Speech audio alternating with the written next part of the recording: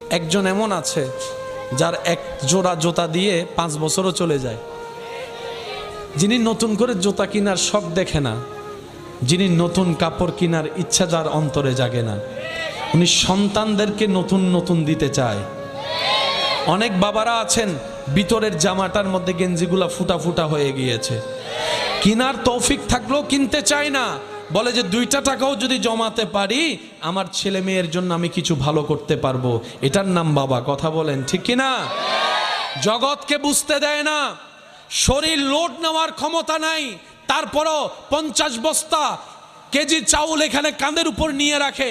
রোদের তাপ সহ্য হয় না, শরীর চলে না, যখন শরীর জবাব দিয়ে দেয় তখন মন থেকে শরীরকে শোনায়, তুই যদি থেমে যাস ঘরে তো বাজার যাবে না, তুই যদি থেমে যাস বাসা ভাড়ার বিল তো দেওয়া হবে না, তুই যদি আজকে থেমে যাস সন্তানের মুখে তো খাবার যাবে না।